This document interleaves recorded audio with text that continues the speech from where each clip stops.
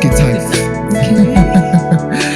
Our galaxy. If you don't tithe, things will be tight for you. We're also going to look at a particular topic, interesting one at that, and it's still related to all these ones we are saying, signs, and that is tithing. Yeah, tithing.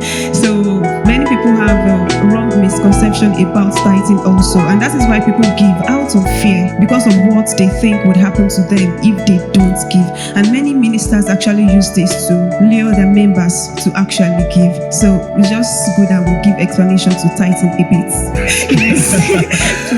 Okay, so I'll see if I can do a walkthrough, Old to New Testament. The first person to give tithe was Abraham. I said it down. That reminds me, I saw, Jesus, I'm going to say this. I saw a message, a teaching online where the man of God said that why God sent Adam out of the garden was because Adam touched the tithes. Why are you saying There was who gave the tithe? God gave the tithe. I don't know. That tree was for God. Okay. So he ate it. He was supposed to take. So he touched the tithes. Okay. That's why God sent him out of Eden. You know, the funny thing is that even people that are not church people, they didn't believe what he preached. Because I went through the comments. Now, like, it shouldn't be that bad. And there was a time, oh my God, I didn't plan to do this in this podcast, but I have to say this. Of course, there was a time where somebody was talking about God made the universe. He took a tithe. Okay. Our galaxy, the Milky Way. He made the galaxy. He took a tithe. Okay, he took it himself. Mm-hmm. Oh, okay. You know the issue with that thing, it would have been correct. But science tells us that our galaxy has about 2 trillion solar systems. And tithe means 10%. So if our own solar system that has Mercury, Venus, Earth, Mars, and the Sun is the tithe, that means God does not understand mathematics. Or he doesn't understand the word he created. Because he should have taken at least 200 billion. That's the tithe of 2 trillion, 200 billion. Anyway. And instead all of that, just for people to give tithe. It's not necessary. If you want people to give tithe, come and say, in this church, we collect tithe. Simple. And please give tithe. And people will give. God's children are not they're not as stubborn as we think. But anyway, let me just do a walkthrough. So Genesis 14, Abraham went on war.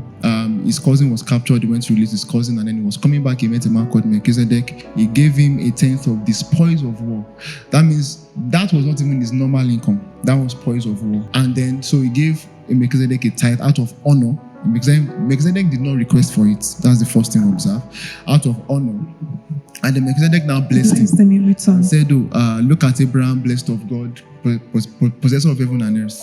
So that was the first, and he blessed him. Blessed him means that he reenacted what God has told Abraham in Genesis 12. And then we see Isaac made a promise that Isaac also gave tithe, but Jacob made a promise that if God would be with him in this journey when he ran away from his brother, left and came back, that he will give tithe. We don't know if he eventually did. We don't have that record. It wasn't recorded. So then we now go to Exodus, then we now go to when Moses gave the law.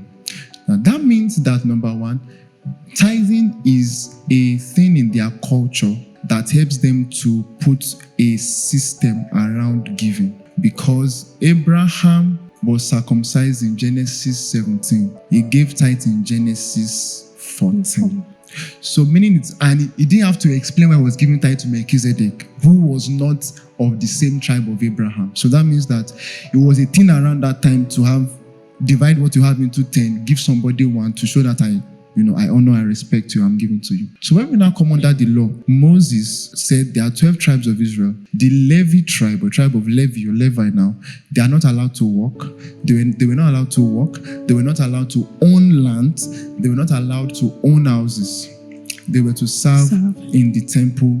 They served in the temple, lived there, stayed there as priests. They couldn't work. So how would they be taken care of? Moses said, okay, every other tribe, whatever you get from your farm produce and animal rearing business, take a tithe of it and bring it to the temple so that these guys can have something to feed on. So the tithe was to be a provision for the Levites who were not allowed to work under the law. Now, in the Old Testament, even under that, there were now 3 kinds of tithing. There's one you bring to the priest, you give them. There is one you give to the fatherless and motherless. That one you don't bring it to, you don't give the priest, you don't bring it to the temple. There is a third one that you actually eat. That one is in Deuteronomy 12. That was the text that this man, Daddy Freeze, used to scatter many things in Nigeria in 2018. And interestingly, I never saw the video. And he would tell them, he said, tell your pastor to preach on Deuteronomy 12 on Sunday. Because people too didn't really read through. They just went straight to, you must understand that Malachi 3 had a background. You can't jump Genesis, Exodus, and go to Malachi 3. Bible doesn't work that way. So there were 3 tithes. So the tithe of the 3rd year, that one you bring it to the temple, you eat before the Lord.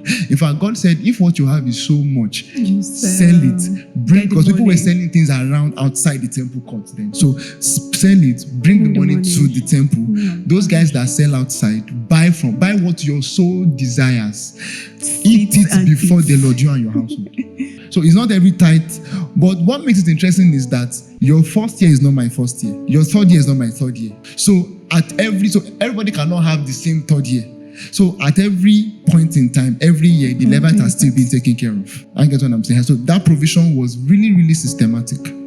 Now, what happened over time was that people now stopped bringing the tithe to the storehouse, and then the Levites were hungry. Then, of course, there's a portion that the priest would also give as offering to God. All right? I said their own tithes. Their own tithes too. They also give, all right, to God. So what happened was that the priest had now stopped doing that. I think maybe because the people also stopped bringing what they were supposed to bring. So there was scarcity in the house of God. So Malachi 3 was a reminder. That was not where the instruction started from. It was a reminder. Bring tithes to the storehouse that there might be meat in my house. And prove me if I will not open the windows of heaven. Now, because they operated a covenant where they operated under the old covenant, their blessing in the material was tied to their tithing. All right. So under that covenant, there was a lot of transaction that happened, not as God planned it, but they themselves rejected God's covenant and chose to be under, the law. They want to try and prove that they could meet God's standard. So Exodus 19 explains all of that. That's Malachi 3. Now, when you now go over to the New Testament, so their blessing was based on that tithing. I get what I'm saying. So that was what happened as around that time. When I go to the New Testament, when Jesus, I think Matthew 23, people have now said, okay, no, Jesus did not condemn tithing. True, because Jesus did not come to condemn the law, so he couldn't condemn tithing. All right, he came to fulfill the law. So when Jesus said that, he said you give tithe of meat and of cumin. Meat and cumin are things like leaf, spices. Those guys were that detailed. He said, but you have neglected the heavier matters of mercy and justice. All right. Now, that's not a command. It's like saying that you dress well, but you don't comb your hair. Don't brush your That's not that's not an instruction to now start dressing well. It's like I'm telling you something you already do, but there's something more important than what you're already doing. So Jesus said mercy and justice and righteousness is weightier, more important than tithing. Jesus could not have said don't tithe. But Jesus never collected tithe from anybody. That is instructive. And he never commanded that people should give tithe. That was not a commandment. It was a correctional statement. So when you now go out to the New Testament, we don't have anybody in the church that requested or gave tithe. We don't have that record. In the book of Acts, people gave more than 10%. 1 Corinthians 6 will tell you, give as God has prospered you. All right. 2 Corinthians 8, Paul said that people gave out of poverty. The Macedonian church, out of deep poverty, they gave. So the instruction in the New Testament, you give as the need arises, as the need demands. All right, so there's a need in church, I give. In fact, historically, why did people give that much in the book of Acts? Because what happened was people came for Pentecost. They came from different places. Pentecost is a Jewish festival. So Jews in different lands will come for a few days for Pentecost, and they were supposed to go back to their land. But because they met with the fulfillment of prophecy, they met with Jesus Christ, they quickly did not go back. So they just stayed there. So that was why there was so much crowd, and people needed to give at that magnitude. So people gave, and now they didn't condemn tithe either. It's important. They didn't condemn tithe, but they encouraged giving. So we have people that gave. Barnabas sowed the field, they gave. Annas and Sapphira, they gave, but they lied and they died. And all that. So there was giving. We see Acts 13, Paul and Barnabas took relief materials. Agabus prophesied, the famine, people gave. So there was a lot of giving in the church. There was nothing like 10%. But why was the tithe instituted? Number one, tithing gives what I would call equality in giving. Let me give an example. You earn ₦1 million. I earn 500,000 naira. She earns 10,000. Don't worry. let's say 10,000 naira. If I say there is a need in church, let's give 50,000 naira. She has to work for 5 months and not spend her salary to give that. I have to give half of my salary. This big lady. I mean, she can just, she can give 2 times of that. So what has happened is that you have put a burden on her that she can't bear, a burden on me that I can bear a little, and almost no burden on her. There is no burden at all. So to give that uniformity, we now put a percentage to it. So if you say 10%, the burden is equal. So our 10% is 1,000 naira. My 10% is 5,000 naira. Our 10% is 100,000 naira. So everybody is giving at the same weight of burden. Nobody is more burdened than the other.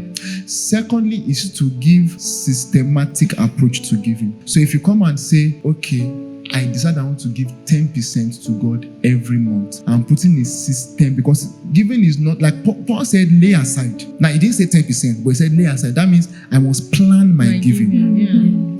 I don't say offering time. I didn't give for a squeeze money. No, it doesn't depict honor. So planning your giving also depicts you honor the person you are giving to. Appreciation. All right. Number 3 is the honor is the principle behind tithing, not the 10%. Because if you read Malachi 2, he said, if he said, you call me your father and the God, he said, if I were my father, where's my honor? If I were my God, where's my fear? So God's issue with tithe was not really what they were giving. It was that their honor did not provoke them to bring their tithing. So when you see systematic giving, you see that the burden is being shared equally amongst everybody. That means the person that does not earn will not have any 10% to give. Maybe from a gift or something he can give. And the third thing is the honor. The honor, the burden, and the planning that giving comes with. The challenge with tithing is now when it now becomes transactional. People now feel like there's a special blessing that comes with tithing. Windows of heaven. That does not come. And windows of heaven is rain. It's very important. It's not heavenly bank accounts. All right.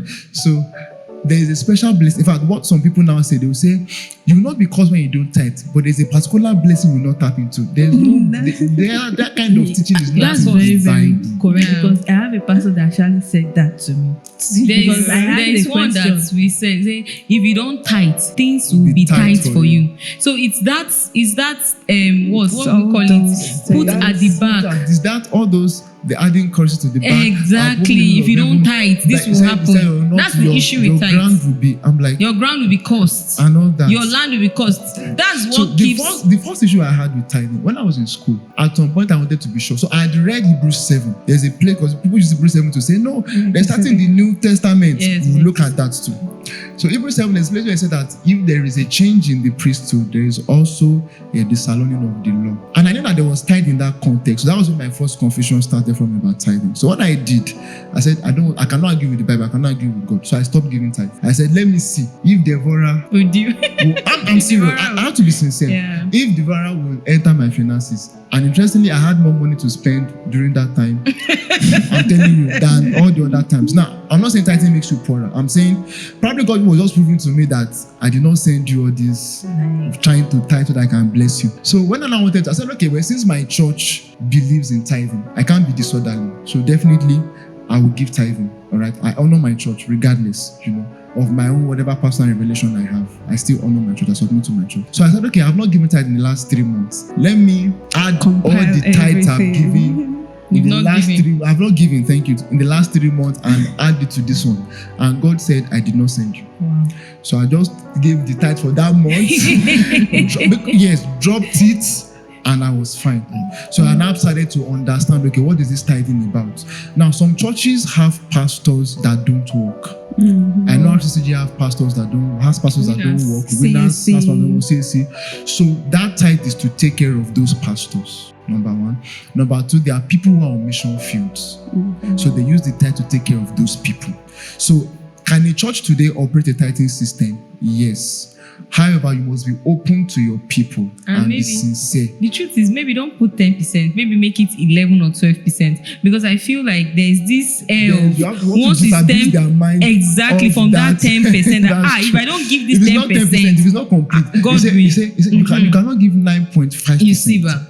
It has to be 10%. 10%. But you know the funny thing? Yeah. I had a debate online with someone, and the person said, no, that I can give 90% tithe. I said, either your primary school teacher did not teach you well, or you chose not to be learned. Because tithe means 10%. Once it is more or less, you cannot call it tithe. You cannot say, I give 30% as tithe. No, that's not tithing. Like you have said, the challenge is that they've attached a blessing, mindset to that percentage giving. That 10%. So they can say, if 10% can open the windows of heaven, 30% will probably just open the gates. Are you getting what I'm saying? Floodgates. So if someone comes to my church now, for example, like you are saying, I was going to get to that, and thank you for even saying that. I won't say 10%. If maybe there's a project and I want to do a percentage giving, I won't say 10% because I must disabuse their minds from Malachi 3 mindsets, especially knowing where they are coming from. Maybe a number of them will come from churches where they are being legalistic and transactional with God's blessings. So disabuse their minds. But if a church now says we want to do 10%, they must teach it properly and say this is why we give tithe. Tell your members you will not be cursed if you don't give. I mean, a well-respected preacher in this country, I think earlier in the year, came up and said he had initially thought that people who don't give their tithe will go to hell. And he came up and said he's sorry, he was wrong. Now, my respect for him went up like 1,000% because that is a lot of sincerity. He was now saying that as a believer, 10% is the least. You should give more than that. So that means he's saying that giving as a believer comes from the heart. But why do we have percentage? For example, if you're a pastor, you know that different funds come in for different purposes. Mm-hmm. So we can say the reason why we do tithe is for this purpose. But there's, for example, my church back home, there's a project offering. Why? Because when we give the tithe does not stay in the church. There's a percentage that goes up. Now, what is left from the tithe is not enough to take care of the church needs. So we say, okay, this tithe is for this. There are other givings that now go to other church projects. For me, it's the sincerity. It's not really about the tithing or not tithing. Some people give tithe and that is all they know. And they don't give, they give out of, and that's what they've learnt. I get what I'm saying. So we cannot say, you cannot be giving tithe. You are a fool. No, you can't insult people. That might be all they have ever known in that. Some people, and I said, some people who give tithe have been more consistent with their giving than some who are criticizing tithing. And when you talk about you want to correct tithing, you must do it in a way that you are not criticizing giving. Exactly. That's what I wanted to emphasize. We are not criticizing giving. You are talking about a system where people are giving out of fear, exactly, of poverty, out of compulsion, out of guilt, out of manipulation. Is that system selfishness? Out of selfishness. So we are saying, if your church, for example, they say they believe in tithing, you who have learned, give because you love God. Don't give because you want to draw the hand of God or the leg of God or the mouth of God. So the New Testament will tell you to give, not adding percentage. But if you find yourself in a system where there's percentage, all right, it's important that if you are a pastor, you are watching us, it's important that you are sincere with your members. Yes. This is why we say percentage is for honor, is for equality, and it's for this purpose. There are other givings that go to I want to say something actually. You know, people that have been under the system of compulsory tithing and all, once they have that proper knowledge about, okay, this thing is not supposed to be like this, they will just totally go off giving. That's another aspect to this. Every pastor, at least I know of Dr. Damina, I know of Reverend Michael Kunko, they both shared their experiences that when they went to their church members and apologized, that we are very sorry, we have taught you wrongly, and tithe. So remember, in fact, I know Dr. Damina lost over 50% of his members, and people literally stopped giving. Now, many pastors are not willing to take that risk. So they won't teach it. Even though they know the truth, they'll still be walking around it. Did you observe that after that the first another thing is that some pastors want to know how much their members earn so that they can put eye inside their pockets. Okay, that is the wrong reason to give. It's wrong. For example, if you say, tell people, this tithing issue, I've taught it wrongly. What we have is to give, not out of compulsion. People will really stop giving. Why? Because if you have been deceived for a long time and you learn the truth, did you observe that after that the freezes issue, people reduce their volume on sowing and reaping? The painful part for me is that it took somebody who I can almost call an unbeliever to make that kind of change. That shouldn't have happened if pastors had been sincere with the Bible. So if for example I meet someone who gives tithe and the person wants to learn give, I might tell you for the next 6 months, don't give tithe. But I will explain why, so that you can be rest assured in God's goodness and God's blessings. If you now want to give tithe, you have learned, you have understood, you are sure that if that one kind of open heaven comes or not, you are just giving because you love God. Because that transition takes time for people. So you approach it differently. Sometimes you can bring people into it gradually. Sometimes you just yank them off it. I get what I'm saying. I say, see, stop giving tithe. I get what I'm saying. It depends on the position you have with the person you are. For example, if someone gives me a church to pastor now, I say, pastor my church, and they are tithe people, I'll first say, the next 6 months, nobody is giving tithe in this church.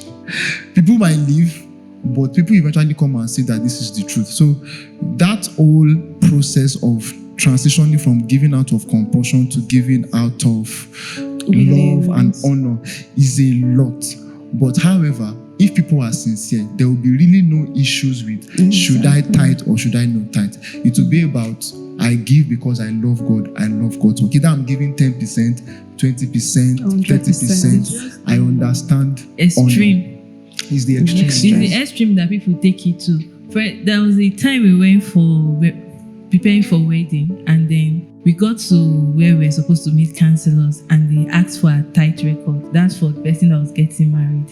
And they were like, if you cannot produce your tithe record for the past 1 year, this wedding cannot continue. So how much do you earn? And the person had to remit that amount because they needed to join them together in church. And I asked, what is the purpose of church wedding?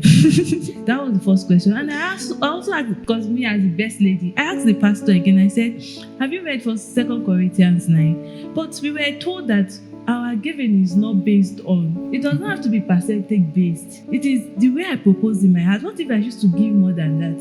So in my tithe record now, if I'm earning 100k and you are seeing a 10,000 naira there, but I used to pay 20k because they have record, why don't you return it to me and say you are giving more? They will not. And I told the pastor, I said, sir, to be sincere, you are greedy. And the man said it's not his fault. There is order from above. And that they remit all that money, and the person that they are tithe for that month is higher. They announce the person in church meetings, in pastors' meeting, and say, stand up, celebrate this person. That's enough. That shades Do you know you even make your people become deceptive? Because I have a friend who is so close to his pastor. So because of that, he doesn't want his pastor to know how much he's earning. He had to lie. So he told his pastor he's earning 200,000. Meanwhile, he's earning like 800k, and he's paying 20k tithe. Just because he doesn't want to be held under that compulsion. But that thing in his mind can also affect him, from receiving from that church, because he's being deceptive. Satan can use that as a stronghold on his mind, maybe bring affliction and keep telling him, hey, you are lying to pastor, you are lying to pastor. Because of what you are doing. You understand? So let people freely give. Don't give out of compulsion. Some people will even be motivated to give more, just like they are saying. That's what we're saying. We're not saying don't give tithe, but no, tithing should not be out of compulsion. No matter the percentage you want people to give, let them give freely, generously, liberally. Sincerely, there's something you said that people feel like, and by my estimation, I feel like this issue of giving and tithing, sowing and reaping is one of the things that have made people leave church a lot, among many other reasons. This seems to be like the highest for me, because you go online, you see videos, even videos that are not related to giving or money. Somebody just comment and say, this is just to collect your money. Pastors that are eating your money. Pastors that are eating your money. I'm like, where do we start from? Do you understand? So that's why I said, while I might not like that the phrases approach, but I think it worked. to some. My friend told me that in his church, after this activity issue happened, because they do first fruits. 2019 first fruit. Usually when they do first fruit, people dance and come out. You know, the dance and come out is another issue. Dance and come out and give offering. So people dance and come out, and you know the choir will sing, people will dance. So people, when they get to the basket, they will dance around the basket and drop.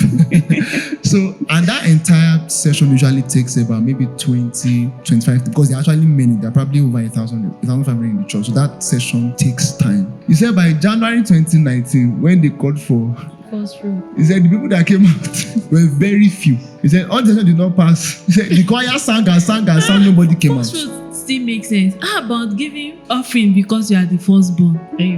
Do you know? According to the scriptures, even the tithes, just like he mentioned, tithe was not given every Sunday or every month. Tithe was actually given yearly, once in a year. So imagine you're trying to copy the law, but you're not even doing it well. And tithe was no money. Exactly. And the people had money because they had to use money to buy things what they were going to eat from the tithe. So if you really want to follow the law, you must have Levitical priesthood, you must have temple, and you must be killing animals, you know, and all that. So why, like I was saying, why that gradual approach might not work is because it might take time for people to really adjust. People are used to something, so and allow people to probably first get angry. That is usually the fear of many pastors. They will tell people that I know what you are saying is true, but if I tell my people that tithe is not compulsory, is not that cause they will not give. Why not try it first? And thank you. I said let them not give. If you now teach them properly, keep teaching. That's the idea. Keep teaching. They will now give. They'll give. So that's all about tithing. Again, it has to be taught properly. Like I said, extreme is the issue. You can't say you must tithe. There's a cost. You can't say don't give tithes. No, apply what is needed to every situation.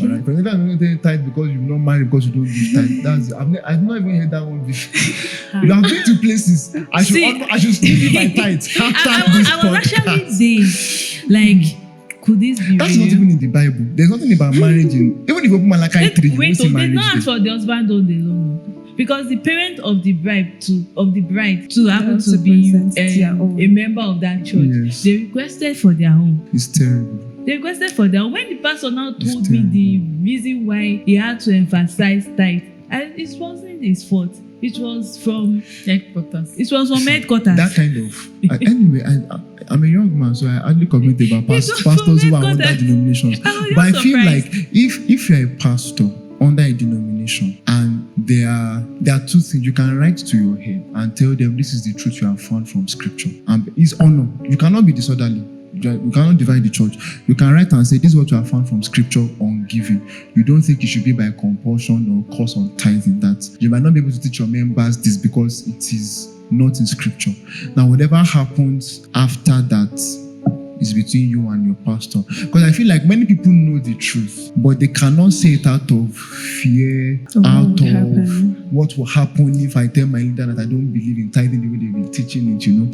So but I feel people have to be bold and say, I have to meet my pastor in my home church and say, this firstborn fruit, I don't understand what it's about. And the man gave very ridiculous answers. He said, no, I said, why do you give firstborn offering? He said, to redeem the firstborn. I said, but First Peter says that you are not redeemed with corruptible things such as silver and gold and blood of Jesus. So, which redemption again after the blood of Jesus? He said, no, that you are not redeemed, that's a different redemption. I said, okay, that what you are redeeming, that you are redeeming is glory. I said, that's good. I said, that means that God is going to withhold the glory of my firstborn because I didn't give him money. So he had no defense. He just showed me the church's remittance form. That's the only defense he had. And I saw firstborn offering and I was quiet. So sometimes people are not bold enough to stand up and say, this is right, this is wrong. But we believe God that whoever is watching and listening to this, you will take a bold step, tell people the truth, and we believe God that in the next 2, 3, 4, 5 years, things will change in this country and even in Africa. In fact, Nigeria is better. East Africa and South Africa churches are worse. Oh my God. So, but we are trusting God. Illiteracy is more there. Illiteracy is more, but even there are professors that believe that. So, I mean, a professor can believe that wig was made from underground. Which is Professor can indoctrination. carry machete and say he's killing his enemy. yeah, so What are you now sometimes saying? someone can be intelligent in the natural It's an land, action. And be not that that now in the be spiritual. in the spiritual. So It's true. again, but we trust God that a podcast like this or teachings like this will reach people. And at least we are seeing changes little by little, and I'm grateful for that. I mean, when I saw that video of the man of God that said he was sorry, he was wrong, that was not in the Bible, I was really happy. Like, at least it's coming from somebody that many people respect. So we trust God that more people will come out and say, we've taught it wrongly, this is the proper way, you know. So to add, if you still believe that cankerworms and caterpillars will invade you, this podcast is actually for you. There's nothing of such. There is no cause attached to not giving or not tithing. Give as you have proposed in your heart, willingly, not out of compulsion, cheerfully, joyfully. Imagine I'm giving off and I'm angry that I just have to do it because I'm a worker in this church, not because I wish to. No, Don't now. do it. Then keep your money. Just keep your money to yourself. Just keep your Don't money. be like Ananias and Sapphira. That's a lot. All right. Thank you very much, our viewers. I believe we've shed more light on this topic. And in conclusion, actually, let's just explain what is God's part in our finances. You know, we've talked about our giving and all. Is it that God is not interested in our finances and all? Is that it? So let's just explain this in a few Yeah, because people words. usually will say that if you are saying God does not give me if I give, so God does not how spend does- money. So I mean, so how does God now bless me if all I have to do is work? You know, you said that okay, the only blessing I get is when I see another saint being happy, God. serving God well. Well, I think I'll just say two things. Number one is leadership or leading. God leads us in our finances. He leads us in a way that it prevents us from, for example, making bad investments. God can tell you don't invest in that. I know. I heard the story of someone who always receives God's leading before he ventures into any negotiation, any business, and God tells him, do it, Don't do it. And and he has never lost any bid he made because God tells him the wants to do and the wants to not do. So secondly, how is God involved in our finances? God ensures that we are not ruled by money. All right. So the leading of the Spirit ensures that we are not ruled by money. That means God always has a way of reminding us that by his word anyway, primarily, that we are not ruled by money and we give. Then he tells us to work. Bible tells us to work with our hands. God blesses the work of our hands. So now there are other things where the believer can now exert the power of God on his businesses, where you can have increased customers. I'm telling you, increased customers. God can tell you, okay, pray about. No, people think you don't have to pray about your business. It's business. No, you can pray about your business. God can lead people to patronize you. The power of God can work in that way. And people just patronize you. I heard the story of someone who started the umbrella. Things Ogo. I don't know. Ogo is a kind of soup in Benin, and she was selling on that umbrella, but jeeps were parking to buy from her. So, you know, I don't know Benin people is now. They can be a bit occultic and that, but people were saying that, that woman, Bella, she don't do something. Bella, she don't do something. You know, as someone said, yes, she did something that before she started the business, that for 4 days, she and her pastor prayed over that business and prophesied that people will come to this business. So, does it work? Oh, it does. All right. So, trust God for your finances. Trust God to increase. You know, God can tell you. I mean, we've heard our pastor share testimonies of God's leading in his workplace, how he got the job and things like that. And thirdly, how does God help in our finances? God leads other people to give to you. And God also leads you to give to other people. I know a friend that the first time I got on an airplane, a friend of mine said God told him to pay for my ticket. Oh boy. You understand? So, and I've seen it personally that God can tell people to take care of you. I get my point. God can do that. So, yeah. So 3 things: God leads you in your work, God prospers the work of your hands supernaturally, and God leads other people to give to you.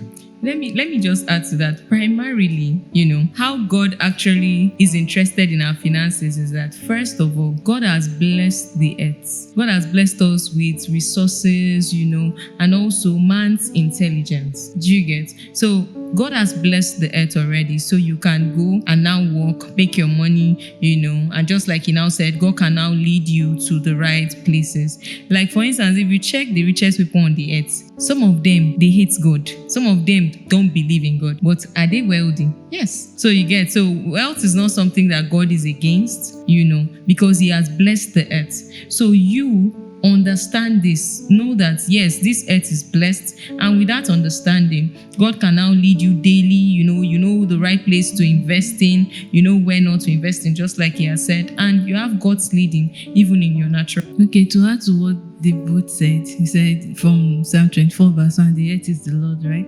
So we are just stewards, right? So he owns it. As is what? We are the steward in charge of it. We are the one to make it right, because you can't see God coming down from heaven and start directing, of course.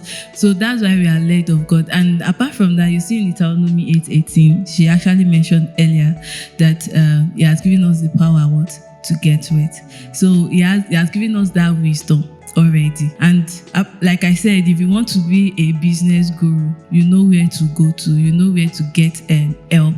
And is it possible that you are led of God? Yes, because I was talking to someone one day, and then the person saw the way I spoke, and the person was like, do you know that you can do marketing? You know how to convince people that, hope I know is something that can work. And I was like, because the person is an elderly person, and I was like, and I know you're a pastor, are you talking by the Spirit, or you're just...